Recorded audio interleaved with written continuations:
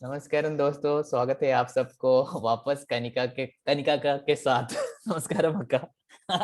वैसा करना बहुत स्ट्रेस थे अभी ये सेंटेंस बोलने में। एक्चुअली कनिका का बोलना अब आसान है। ठीक है, अभी ठीक है। तो अक्का, आज के वीडियो में हम बात करेंगे एकादशी के बारे में। मुझे लगता है कि ज्यादा हिंदी वीडियो नहीं बना है, तो इसलिए क्या आप एकादशी के बारे में बता सकते हो थोड़ा बहुत? हम्म तो एकादशी के उपवास या एकादशी के फास्ट के बारे में मैं बात करूंगी।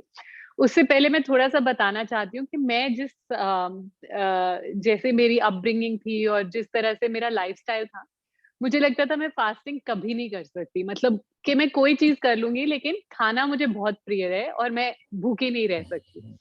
तो जब मैं आश्रम में भी थी ट्रेनिंग में, एकादशी जब भी होती थी तो वो पूछते हैं आपसे कि अगर आपको फास्टिंग करनी है या नहीं करनी। तो मैंने एक बार किया था और बहुत मुश्किल लगा था मुझे, उसके बाद मैंने नहीं किया। तो मैं हमेशा कहती थी कि मेरे को खाना है, मैं नहीं फास्टिंग कर सकती।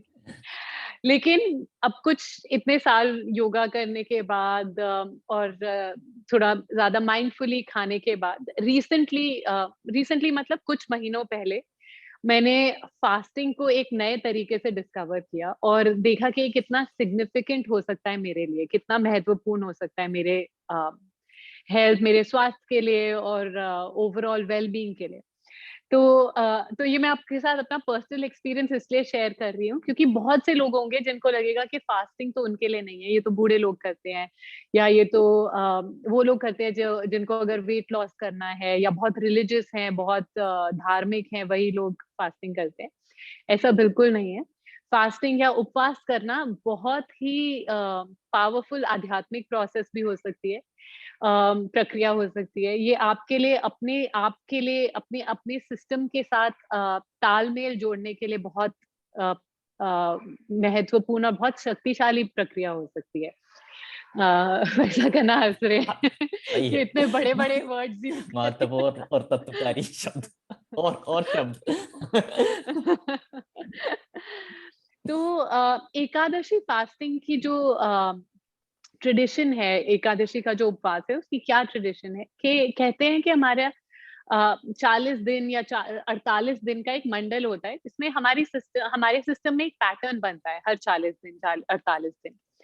अब इन 48 दिनों में सदगुरु कहते हैं जो एक इस मंडल में 3 दिन ऐसे होते हैं जब आपके शरीर को खाने की ज़रूरत नहीं होती।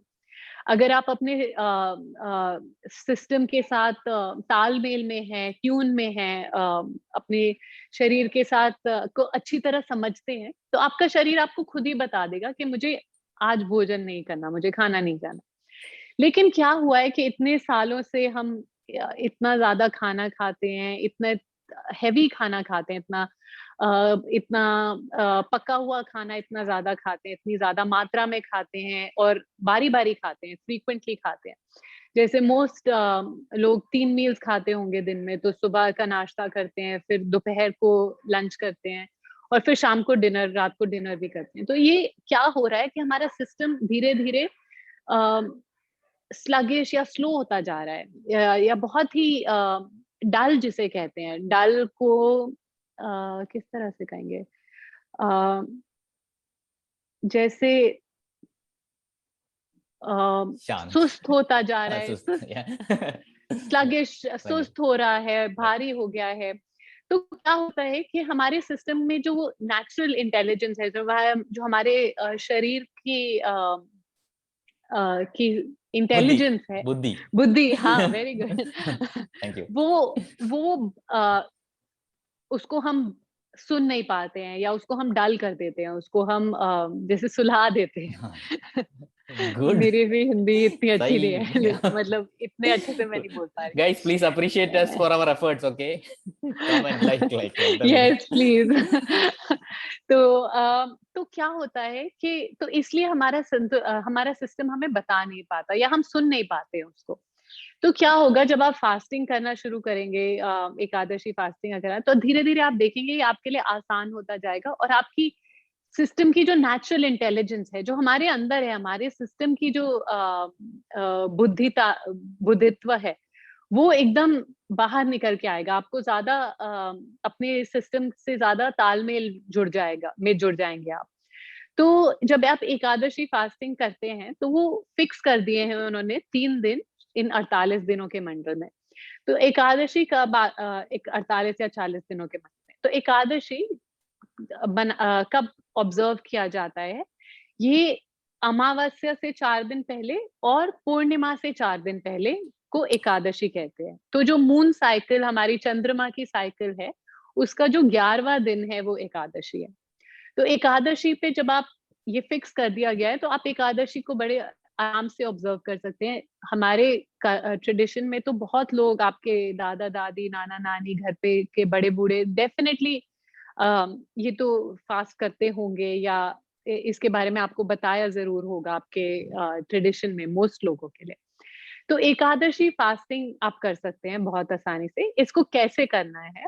एकादशी फास्टिंग के लिए आपको पिछले दिन एकादशी से पिछले दिन आप अपना डिनर खाएँगे। उसके बाद आप अगले दिन सारे दिन कुछ नहीं खाएँगे और सिर्फ रात का डिनर खाएँगे। तो आप अपना ब्रेकफ़ास्ट नहीं खाएँगे, लंच नहीं खाएँगे, कोई स्नैक नहीं खाएँगे। ये आइडियली इस तरीके से करा जाता है एकादशी। अगर आपको लग रहा है कि ये बहुत मुश्किल होगा आपके लिए, थोड़ा कठिन चैलेंजिंग होगा, तो आप उस दिन हल्का खा सकते हैं। आप फल आहार पे रह सकते हैं कि उस दिन सिर्फ़ आप फ्रूट्स या फल खाएँगे या आप जूस पी सकते हैं। तो आप सफ़ेद कद्दू का जूस जो एश कार्ड जिसे कहते हैं सफ़ेद कद्दू या सफ़ेद पेठे का जूस पी सकते हैं। आप नारियल पानी पी सकते हैं। ये बहुत हल्के हैं आपसे आपके बॉडी के लिए बहुत ईज़ी है डाइजेस्ट करना। एकादशी को आप ये मत समझिए कि आप अपने आप को खाने से रोक रहे हैं, अपनी शरीर को किसी तरह का दंड दे रहे हैं। ये पनिशमेंट नहीं है, ये धार्मिक रीज़न्स के लिए भी नहीं पनिशमेंट है आपको कि करना है। आप ये इस तरह से सोचिए कि आप अपने सिस्टम को रेस्ट दे रहे हैं और आप एक चॉइस कर रहे हैं कि आप उस दिन खाना नहीं खाएँगे। कि हमारे पास आजकल तो ऐसा कोई मोस्ट लोगों के लिए जब देखिए उनके पास भरपूर खाना होता है। आप किचन में जाएँगे खाना बना होगा, आप ऑर्डर करना चाहेंगे आधे घंटे में खाना आपके पास आ जाएगा। तो हमारे लिए खाने को चूज़ करना कि हम नहीं खाएँगे वो कॉन्शियस चॉइस आप ले रहे हैं। तो उसका बेसिस है उपवास का कि आप कॉन्शियसली चूज़ कर रहे हैं नहीं खाने के लिए। और जब आप एकादशी फास्टिंग करें तो आप वो उस भाव से करिए। मतलब ये मत सोचिए कि अरे कब डिनर टाइम होगा, मैं भूखा हूँ, कितना टाइम हो गया 3 घंटे, 4 घंटे। बहुत मुश्किल हो जाएगा अगर वैसे करेंगे।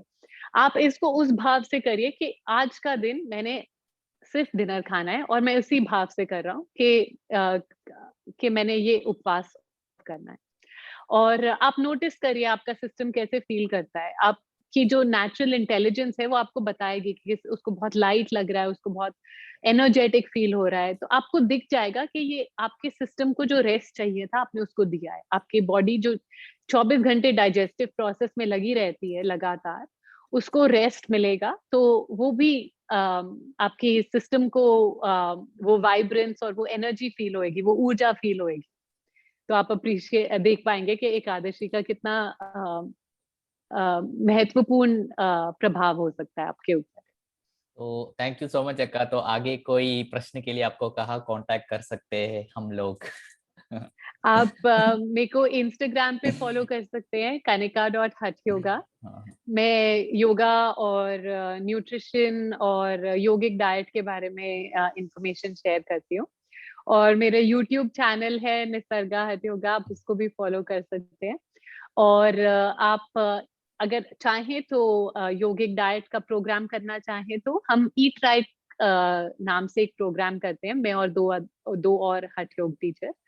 वो ईट राइट प्रोग्राम हर महीने होता है, ऑनलाइन प्रोग्राम होता है और उसमें आप योगिक डाइट के बारे में सीख सकते हैं, हम आपके साथ रेसिपीज़ भी शेयर करते हैं और हम आपके साथ लाइव कुकिंग भी करते हैं। तो हम आपको तरह-तरह के हेल्दी रेसिपीज़, सैलेड, स्मूदीज़ और मिलेट्स और ऐसी चीज़ें बनाना भी सिखाते हैं। तो ये प्रोग्राम हर महीने होता है। अभी 19 और 20 जून को हो रहा है, ऑनलाइन हो रहा है।